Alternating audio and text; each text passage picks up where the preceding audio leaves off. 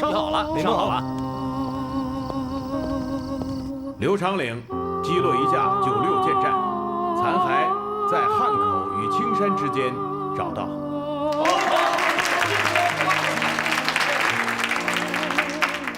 赵茂生击落一架敌机，残骸在东湖附近证实。杨孤帆击落敌机一架，坠落于黄陂和汉口之间，也已找到。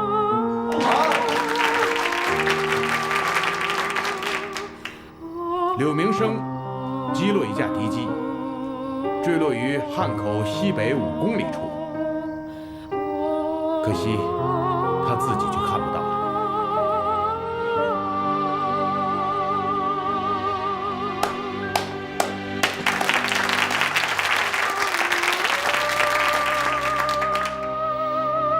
赵中尉撞下一架敌机，在戴家山附近的农田里找到，但是他自己的座机也在同一地点。搜索队长告诉我，牙膏老弟仪容完整，神态非常安详。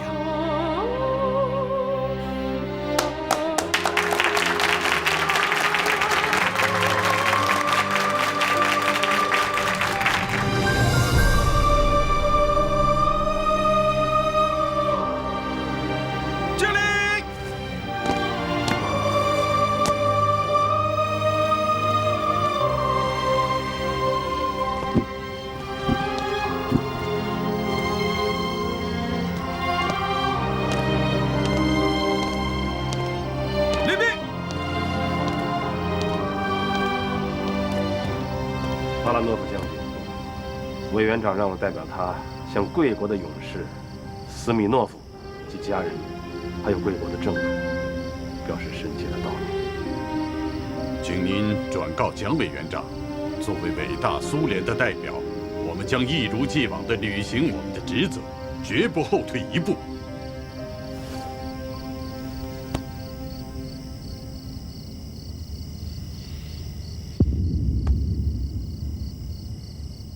公祭大会定在明天下午吧？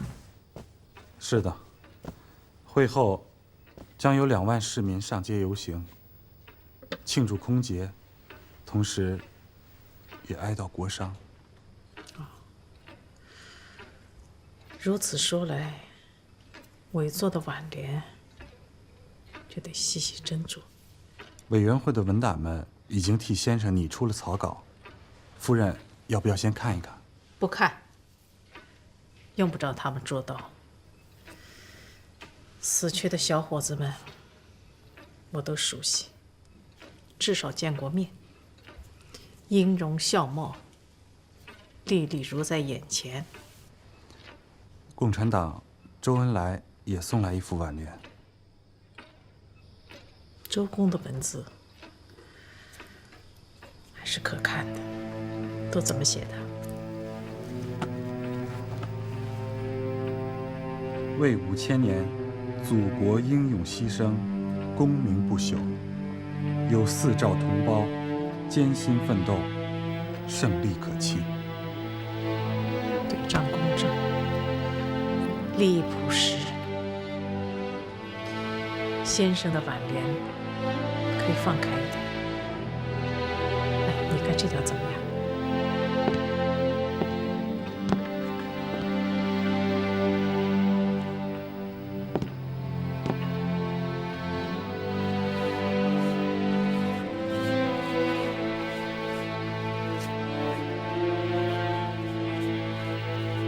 武汉据天下之中，歼敌太空，100万军民养战机。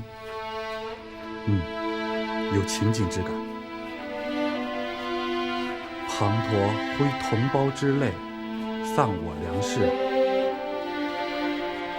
九霄风雨招阴魂。好，有割骨之痛。就送这一幅吧，代表先生和我。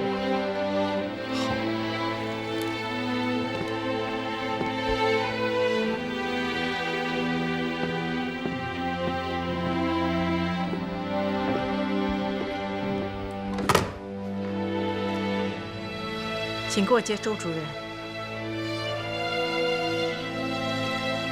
周主任吗？我想了一下，明天的公祭大会要突出我5位空军烈士，空军要派出5架战机，机翼上一律系黑纱，在会场的上空准时飞过，在城市上空盘旋5圈，以代表5位空军烈士的遗愿和英魂，长空永驻。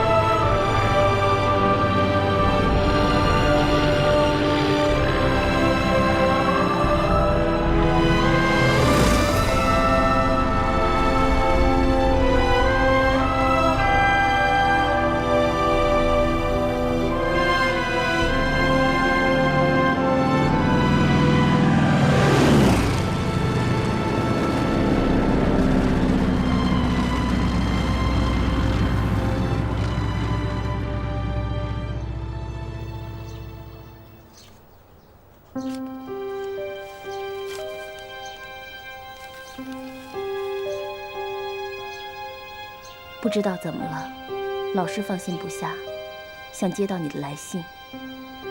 我的内心此刻莫名高兴了起来，自然地发出很小的声音叫了一声，因为想到你一定会给我来信。你踏上远征的旅途，能够平安到达，我是非常安心的。上一周安平道的乡间生活，我虽然高兴地过着，可依然没有多大的意思。有时候我甚至想不做飞行师的妻子才好，做了飞行师的妻子，总过着孤寂的日子。所以我时而快乐，时而悲伤，我内心深处尽是在悲泣着。如果说女人是可怜虫，我正是这么想的。有时候一想到那些无辜的牺牲不再回到这个世界上来，而你还健在，我就安慰自己。可是过了3、4天，依然心灰意冷。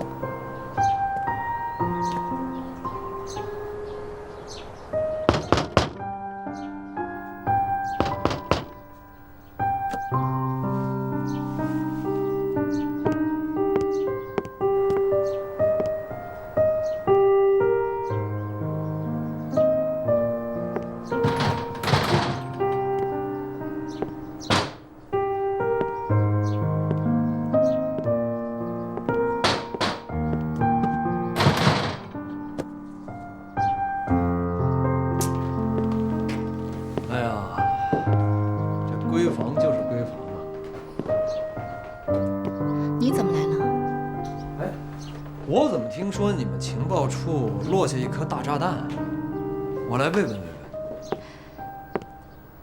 只是天线被炸坏了，人没事儿。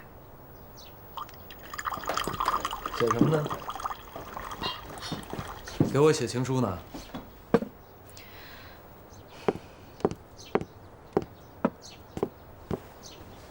哎，这怎么有一个日本女人的照片啊？是赵政委撞下的那名日军飞行员的妻子。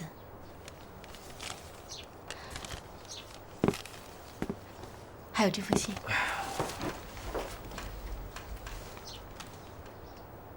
这个女人叫梅惠子。文如其人，是够美的。这飞行员比我幸运多了，有这么一个贤惠的妻子和健康的儿子。凄凄惨惨，悲悲切切。读了它，你才会知道，不只是中国的妻子们在受着煎熬。给他回封信。我你不行，你在这方面没有感受。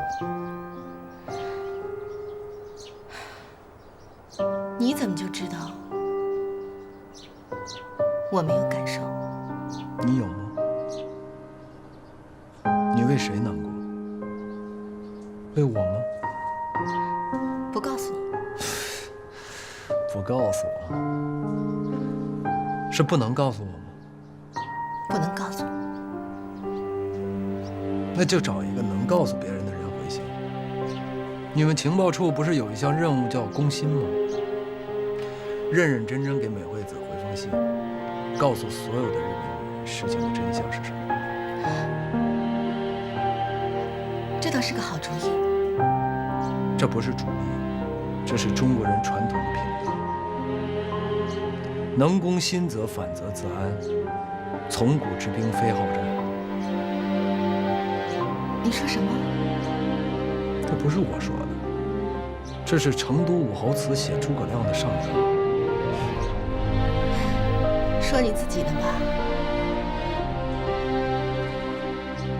我呢，治兵很多，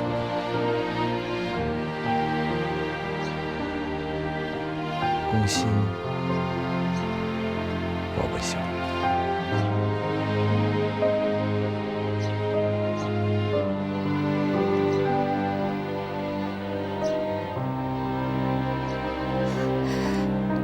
我知道该找谁写了。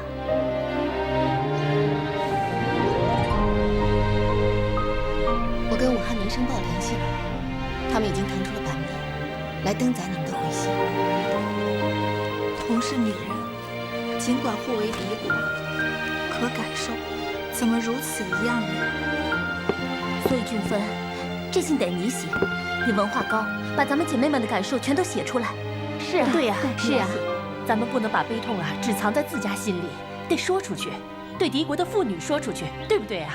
对，说出去。是啊，最好以个人的名义，不要用集体的名义，这样更人性。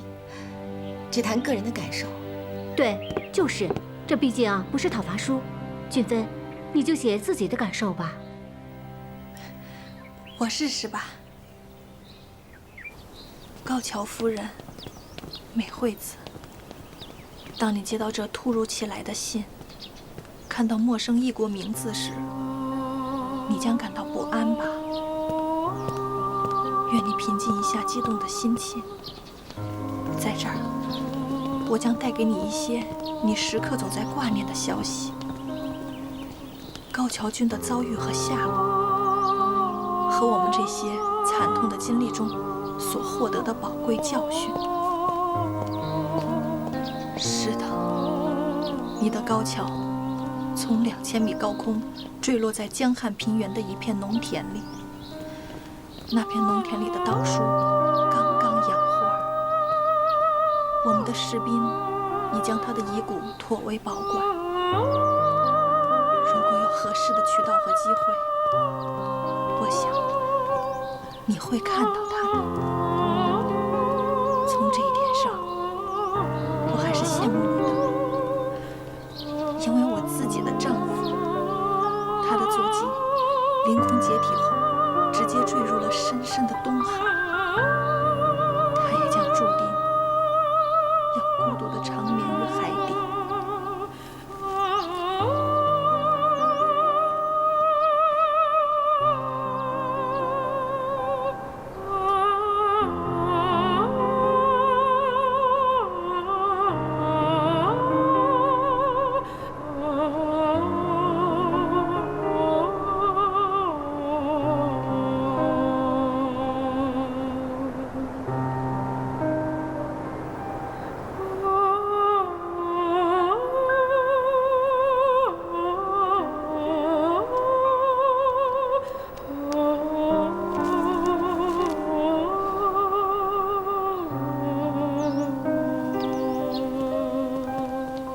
郑太太，你这文章写得真好。不过是我的感受。哎，这就更加坚定了我们参加空军的决心了。其实我们都是这么想的。希望你心想事成。谢谢。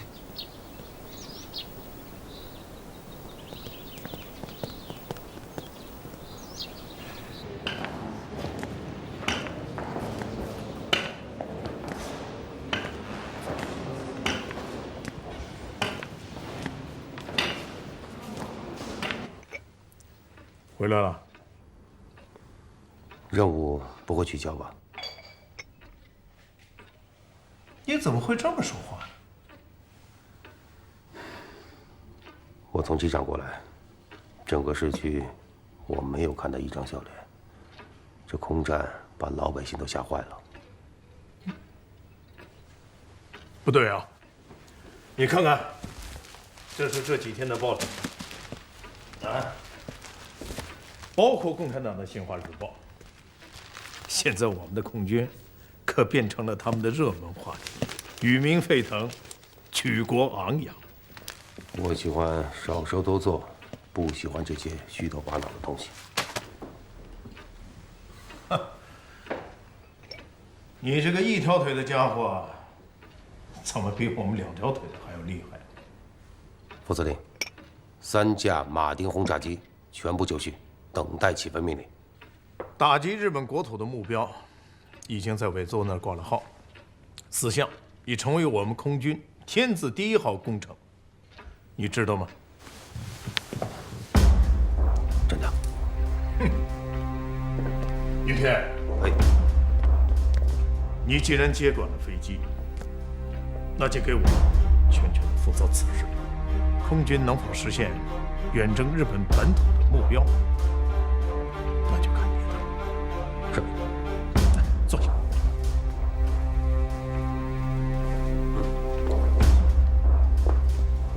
首先是选人，3架马丁飞机的所有飞行人员必须一一挑选，无论是技术上还是人品上，都有严格把关。人选好了以后，还要进行适应性的飞行训练。如此长距离的海上飞行，需要各个部门的配合才行，这事也得让完全的来协调。啊，我只是给你一个提示，委座侍从时，一个飞行员不错，早年曾经在汉莎公司学的就是海上飞行，职业特殊，人才难得，找到他，让他做你的长进。这么说，我们就有了第1名飞行成员了。有进有进啊！欢迎啊！哎，改天咱俩见坐见坐啊！来，刘爷啊，这是110元，你不要这个样子呀！我有给你690元，让你帮我代转。我回家才知道，你给我老婆汇了800元呐！你不要这个样子呀！那又怎么了？嗯，说不定就这110元才保你平安回来呢。唉，天道怎疏，不由人算。我回来了，牙膏柳明生又走，这又该怎么解释呀？打仗嘛，总是要死人的。有几个像你小广东这么运气？少则又少。我这命啊，哪里是什么运气啊？生生的，是那一个野战营救护所所有的兄弟姐妹拿命换来的。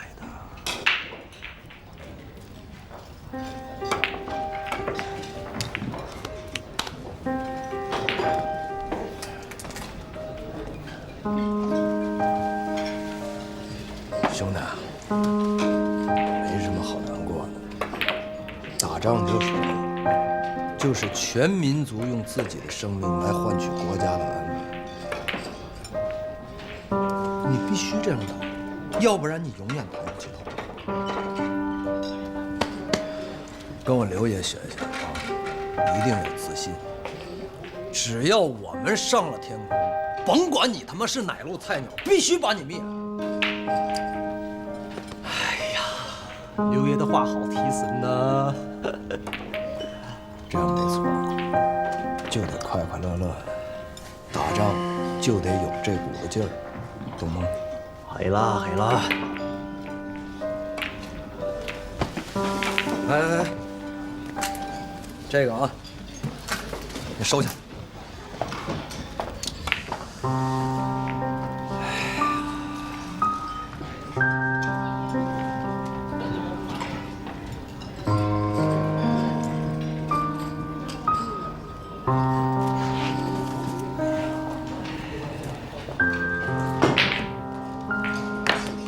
明达兄，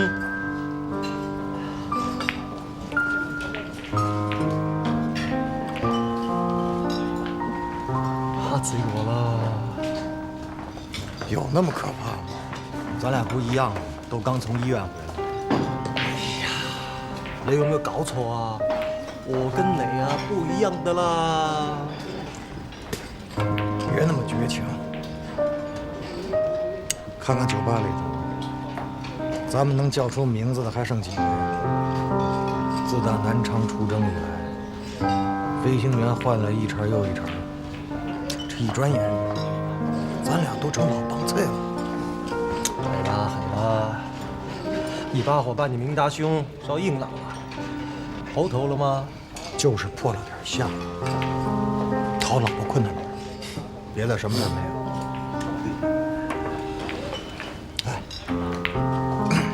知道在医院里头，那帮小护士都管我叫什么吗？叫文龙石进。风流既然啦，做鬼都有靓女中意的啦。你多好啊，有刘烨呵护，这刚一回来就进了战秦名字，咱到现在还是没娘的孩子。着急啦，只要有一颗抗疫之心，不要担心找不到事情做啊！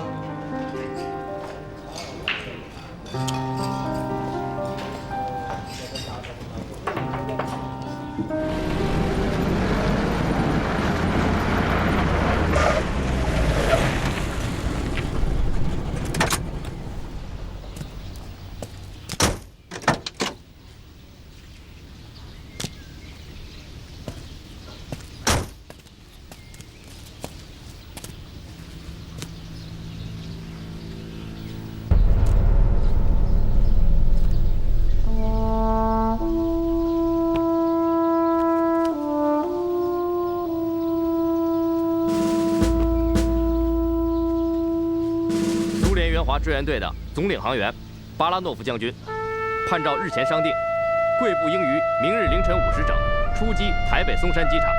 司令，中央军事委员会委员长蒋中正。请。哈哈哈，巴拉诺夫，等一下，我的一员老部下非要到你的作战室来亲自看看你是如何指挥这次跨海远征打击的。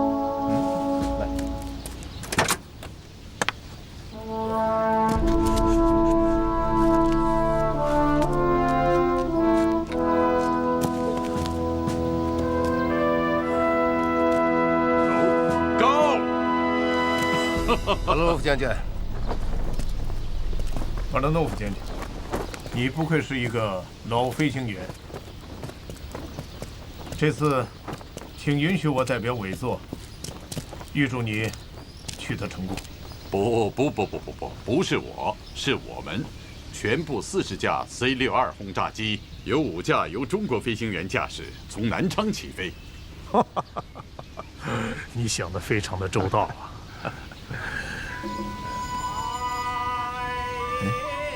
那边是什么声音？哦，来了一个慰问团，这和我们4大队联谊座谈呢。是说过多少遍了？像这样的活动全部取消。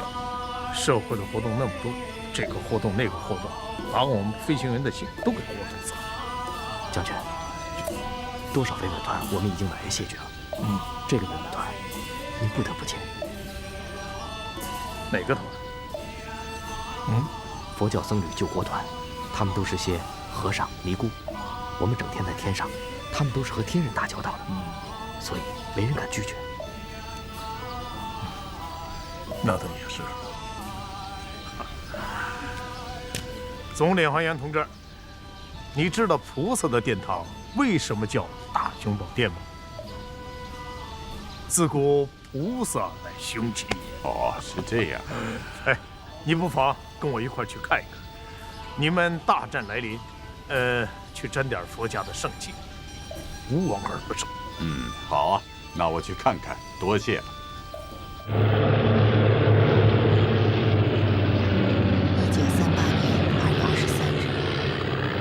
援华苏军40架轰炸机跨越海洋，对日军侵华重要空军基地台北松山实施战略轰炸，成功摧毁了日本海军大批刚由意大利进口、正在组装的新型战略轰炸机。此举轰动世界。日本当局在事件后将其驻台行政长官罢免，机场指挥官被送交军事法庭法办。成为中苏两国并肩打击法西斯侵略者最为成功的战略之一。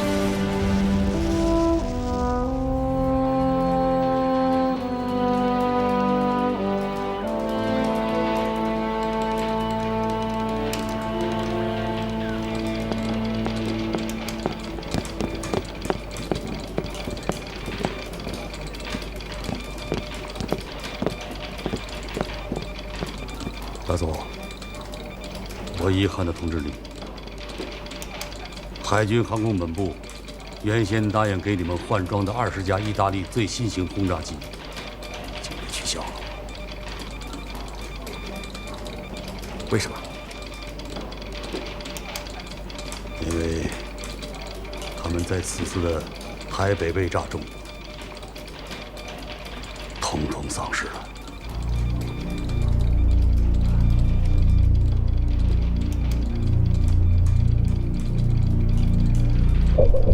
如此熟练的空中远程轰炸，一定是苏俄人所为。直打空军绝无这种能力。是的，问题的复杂性也就在这里。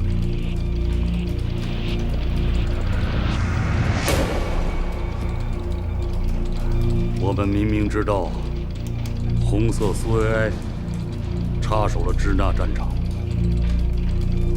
但是我们又无法公开说明此事，只能打掉了牙往肚子里咽。目前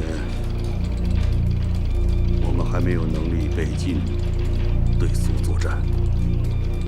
可这个恶气，我实在难以下咽。台北机场一向是我陆空航空联队的大本营，咽不下也得咽。除非我们能够迅速地结束支那战争，而且是体面的结束。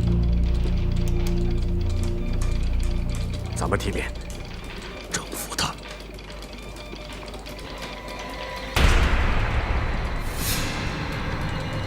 由我们大日本帝国来支配这个国家。参谋长，说说容易，实现它太难了。是啊，吃鲤鱼要知道这条鲤鱼是从哪个河里捕捞上来的，也很难。其实，打仗的过程，也就是一个不断克服困难的过程。武汉空战告诉我们，在苏制飞机面前，我们的96舰战已经没有太大的优势了。这就影响到对这座城市的饱和轰炸。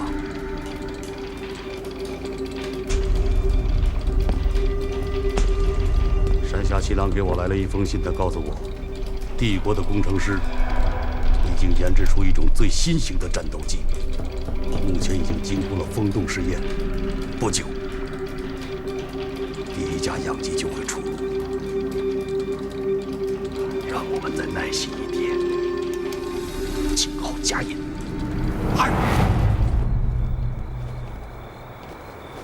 再完成3项测试，这飞机就可以交付使用了。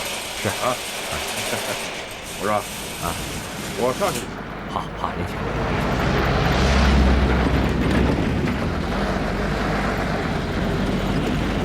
我进座舱。好的。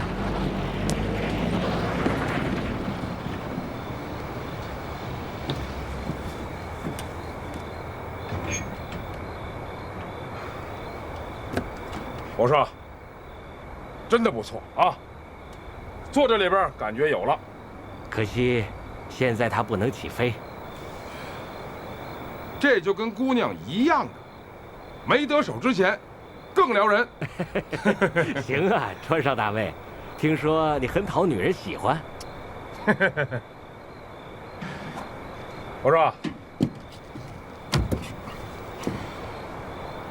咱可说好了啊，处女行归我了。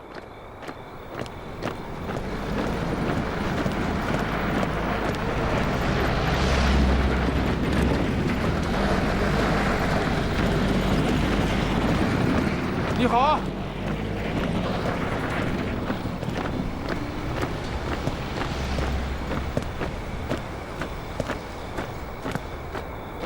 您还记仇呢啊？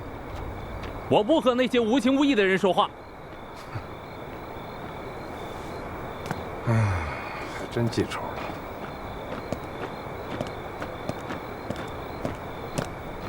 长官，你看。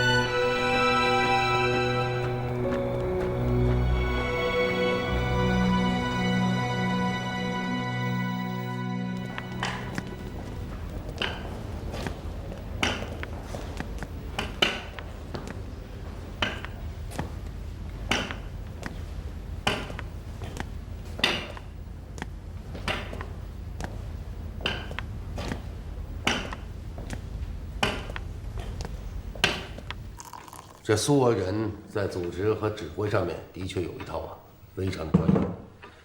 他们的飞行员的素质可比我们高多了。谢谢。所以啊，必须要总结。当然了，这次我们的5名飞行员也有运气的成分，偏偏是从南昌起飞的12架编队飞机迷航，未能参加战斗，又恰恰是中方的一个机组在返航的当中，由于燃油耗尽，迫降时错把湖面当成了水田，机毁人亡，成为这次行动唯一的损失。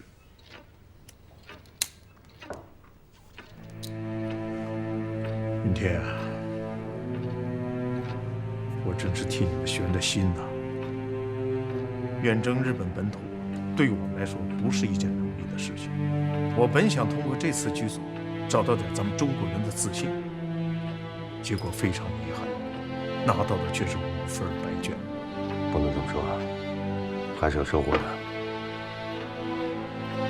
比如，如何选择天气，如何利用地面电台定向传播等话，如何利用航图来辨别方位。还有学会搜集沿海各国的英文广播。我的体会是啊，这是个非常复杂的系统工程，这可比我们的飞行要细腻多了。但是，往往胜败就取决于细节。哎呀，能有体会就好。不过你放心，我盯着巴拉洛夫呢。别看他平时啊，他咋咋呼呼的。可是做起计划来鬼着呢。您看啊，从武汉起飞的28架飞机，为什么能准确无误？这跟他的脑道有直接的关系。首先，他取了一条最短的航线，节省了燃油，然后他让他的机组在5500米的高空飞行，机上没有氧气设备，飞行员就这么缺着氧憋着气，到了台湾海峡才让降到2000米。我以为他会飞往台北，没想到他让他的机群迅速地通过了台湾北部，然后突然折回海峡西线，一个恶音扑食。哼，这小日本可被他弄晕了，就在毫无防备的情况下被炸得稀里哗啦的。这个巴拉诺夫我是非常清楚。究其回肠啊，他的肚子里种了无数个小菩萨，不是个省油的灯啊。云天啊，对待敌人可不能太老实。哎，在这一点上，你还必须得好好跟他学学。今后做事儿不能太实诚。我们这次老实巴交的，一个都不要。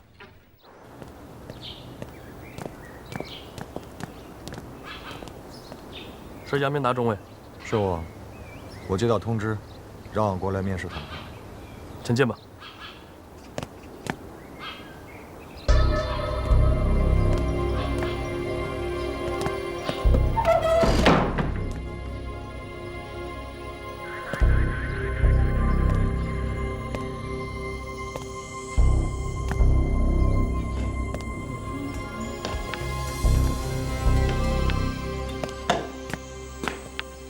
杨明达，高德座。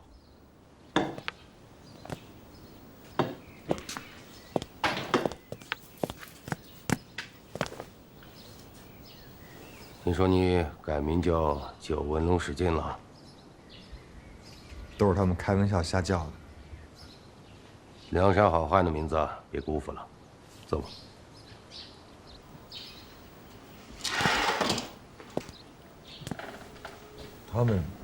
他们说叫我来面试。我找你来，有些问题想问你。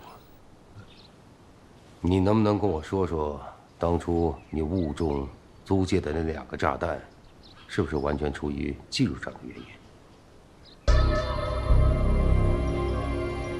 高大佐，我不明白您为什么在这。你用不着紧张，我这不是军法处，没有追究你的意思。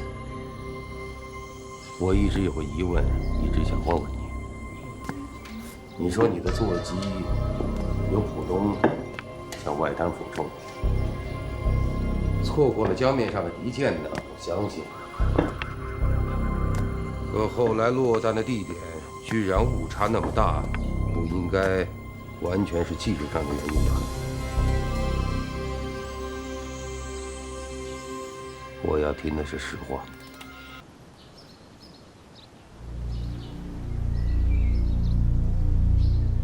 那是我第一次作战，非常紧张，错过了江面的敌舰，飞到外滩上去。按理说，我应该改变我的轰炸航路，但我突然产生了一个念头，我想，租界也他娘的是帝国主义，我得教训教训这帮帝国主义的列强们。当时头脑一热，我就把炸弹扔下去了。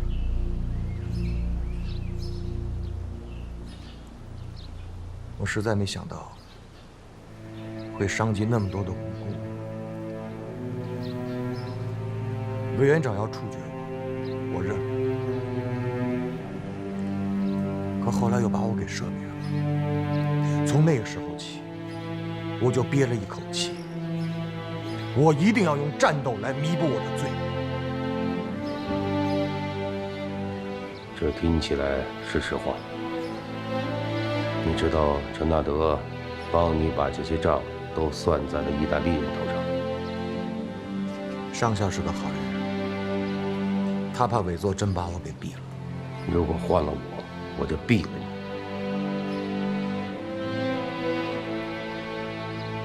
杨明达，我现在有一个能让你戴罪立功的机会，你干吗？